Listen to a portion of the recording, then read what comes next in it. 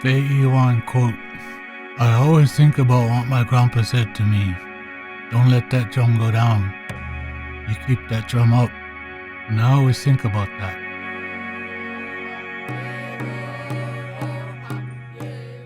The Ahtna homeland extends across 40,000 square miles in east central Alaska. It includes the entire Copper River Basin and the highlands of the upper Susitna River to the west. It extends north to the Alaska Range, south to the Chugach Mountains, and east to the Wrangell and St. Elias mountain ranges. The Ahtna people have lived in the Copper and Susitna River basins for over 5,000 years. We have lived by perfecting cultural traditions and rhythm of the seasons. As a nomadic people, we moved with the changing of the season in order to sustain our subsistence way of life. A subsistence lifestyle is one of persistence. It requires constant pursuit in perfecting one's skills, and even then there are no guarantees. These practices continue to revolve around gathering plants in the spring, salmon fishing in the summer, hunting and berry gathering in the fall, and trapping in the winter. Our intimacy with the land is reflected by the more than 2,500 specific Ahtna place names in the region. Our way of life shapes our people to be resilient in the face of adversity and strengthens our spiritual connectedness. The Ahtna culture is rooted in understanding one's connection to all facets of life, including nature, relationships, and God. Ahtna people today acknowledge the historical trauma of their ancestors and understand the importance of cultural connectivity.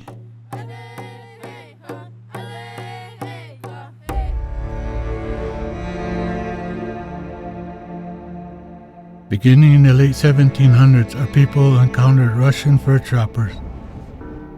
This was the beginning of a cultural collision with the West that brought war, attacks on cultural practices, and disease.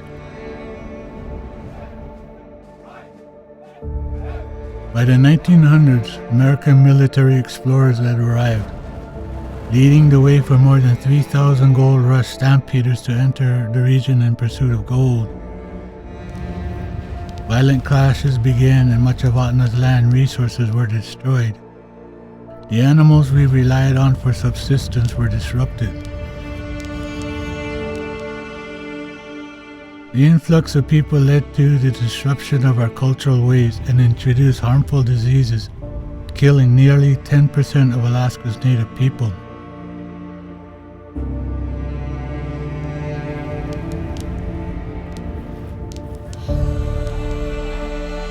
The imposition of Western economic structure, formal education, and foreign missionary approaches attempted to erase traditional Ahtna customs. These systems were unfamiliar to the Ahtna, who learned through observation, experience, and repetition. There was a continued assault on Ahtna's traditional way of life, leading to the decline of our traditional food supplies and resulting in a shift of an unhealthy Western diet. The loss of land to an American legal system that did not recognize Native rights led to the passing of the Alaska Native Claims Settlement Act, or ANCSA, in 1971. At that time, the people possessed only 7% of our traditional land. Shortly after, in 1975, the Indian Self-Determination Act was passed, giving tribes control of federal programs, including health care. The passing of these two acts set the stage for today's Native Alaskans, granting us ownership in our respective corporations, healthcare systems, and other supporting tribal organizations. Despite attacks on our traditional way of life, we continue to hold up the drum. The wisdom of elders shared over thousands of years, values, historical trails, dances, and songs, creating a united beat rich in tradition. Ahtna history has recounted orally over thousands of years, preserving the unique and intimate knowledge of our people and the importance of family. Our heritage consists of a network of 4 dialects within 8 villages and 10 clans. CRNA is comprised of 6 compacting Ahtna villages: Mentasta, Cantwell, Gakona, Golcana, Taslina, and Clutticop. In the Ahtna language, Kotana are people who have a place, and each Ahtna clan is referred to as a people of a literal place. Clans serve a vital function in Ahtna society. Ahtna clan structure serves to define relationships, cultural interaction, and passing of traditional knowledge. The Ahtna clan structure of family is elaborate and precise. It is a social framework designed to ensure social tranquility, identity, and kinship patterns. A person is born or adopted into a clan, and a child inherits the clan of their mother. Children born to non-Athabascan mothers must be adopted into a clan. As a demonstration of unity in times of need, clans will actively support each other. In reciprocal appreciation, the affected clan will thank the other clans through a potlatch where gifts are given in gratitude for the help. Clans also define roles of social engagement. These roles include your right to joke with certain people, your role in potlatches, and what skills you are expected to teach in the community. It is tradition that the maternal side of a clan relationship is responsible for teaching vital subsistence skills. Conversely, it is essential for Ahtna to show special respect to their father's clan and take care of them in time of need.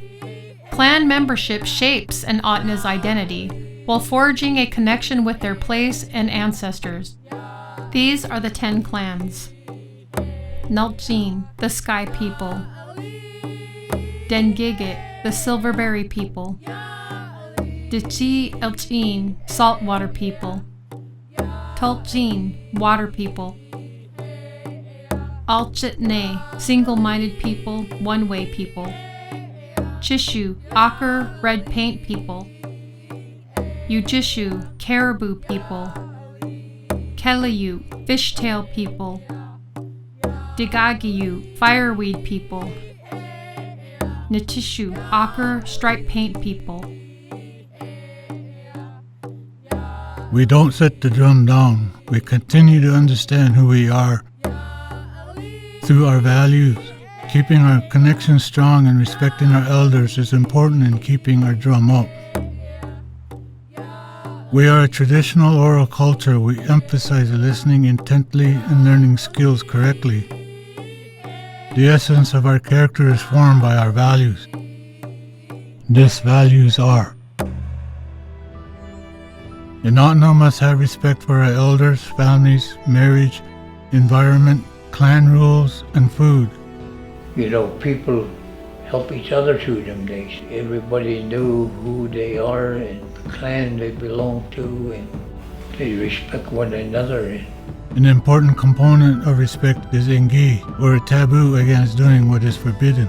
You learn to respect, like if you shoot a moose, you know, to take care of your animal, where the blood, you don't even walk over it. An Ahtna must be caring. And then when the fire is like, okay, I'm on my own. But with the outcome of the community, I just couldn't believe the tremendous donation. They kind of like bought me my trailer. An Ahtna must be trustworthy. Still the same, we don't change our ways. Make sure you take care of all my people. Take them young people out to hunt and fish or whatever we're gonna do. Make sure they know that it's, you know, the right way to do everything. An Ahtna must be honest. Like hunting area, they have certain hunting area that they stick to. They don't go into another area unless you get invited or you have to ask. An Ahtna must share. When you give food away, somebody asks you for dry fish or food like that, berries or anything, give away your very best. An Ahtna must maintain their spirituality. I'm a Christian. It's the goal in my life to see more people happy in knowing Christ as their Savior. That's the secret for a happy life. An Ahtna must develop a knowledge of himself or herself, tradition, land, survival skills, singing, dancing, and language. We came into my grandpa's house. We loved dry fish. Oh my gosh, we just devoured it. But before we got to have it, we're standing at the door. He'd start hitting his leg, and he'd start singing Ahtna songs, and we'd have to dance our way in. We had to learn how to dance right there, and we couldn't do it wrong. Just like the salmon returning to the rivers each spring, the Ahtna recognize there is power in returning to the source of their heritage, like the calling power of the drum that brings us together. We hold up our drum for all to hear, passing it on to the next generation. Today's Ahtna will be equipped with the spiritual and physical strength to meet any future challenge.